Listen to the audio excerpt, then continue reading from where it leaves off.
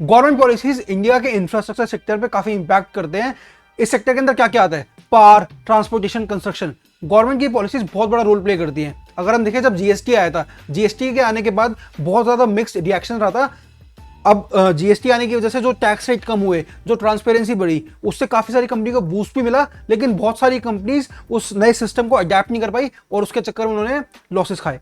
तो आपको ये देखना है कि जब भी कोई नई पॉलिसीज आ रही है, वो एकदम से, चाहे वो बेनिफिशियल है, लेकिन एकदम से क्या लोग उसको अडेप्ट कर पाएंगे? अगर वो नहीं कर पाएंगे तो शॉर्ट टर्म में या मे बी लॉन्ग टर्म में भी वो लॉस ले सकते हैं। तो इसीलिए आपको अपनी इंपैक्ट एनालिसिस करते हुए ये देखना है कि नई पॉलिसी आ गई, नया रिफॉर्म आ गया, लेकिन क्या उस पर मार्केट एकदम से एक्शन ले पाएगी, उसको अडेप्ट कर पाएगी।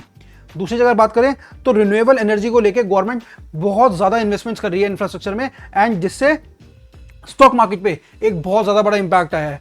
अब ओवरऑल इंफ्रास्ट्रक्चर ग्रो होगा तो बाकी जो सेक्टर्स हैं, बाकी जो कंपनीज हैं, वो भी ग्रो होंगी। तो आपको यही देखना है कि जो कंपनीज, अगर हम रिन्यूएबल एनर्जी की बात भी करें, तो जो कंपनीज रिन्यूएबल एनर्जी में इन्वॉल्व हैं, वो किस तरीके से परफॉर्म कर रही है। अगर उनके बाकी फैक्टर्स ठीक है, अगर उनकी कोर स्ट्रक्चर, ईएसजी फैक्टर्स ठीक है, तो आपको रिन्यूएबल एनर्जी कंपनीज में इन्वेस्ट करना चाहिए, क्योंकि ओवरऑल काफी ज्यादा उस पर गवर्नमेंट का भी फोकस है, काफी ज्यादा उस पर लोगों का भी फोकस है।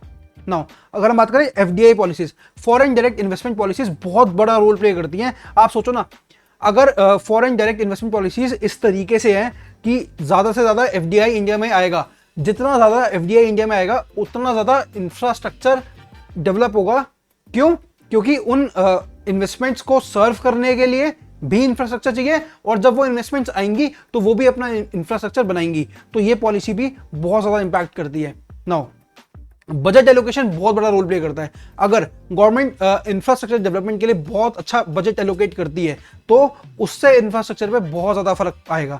तो ये जो मैंने आपको मेन पॉलिसीज बताई, बजट एलोकेशन हो गई, एफडीआई पॉलिसी हो गई, या जीएसटी वगैरह आया, तो इससे ओवरऑल काफ़ी अच्छा इंपैक्ट पड़ता है इंफ्रास्ट्रक्चर सेक्टर पे। और अगर आप एक इन्वेस्टमेंट के डिसीजन से देख रहे हो, तो जो भी कंपनीज इंफ्रास्ट्रक्चर सेक्टर में इन्वॉल्व हैं, उनमें आप इन्वेस्ट कर सकते हो, अगर ओवरऑल पॉलिसीज आप देख रहे हो कि इनके फेवर में है।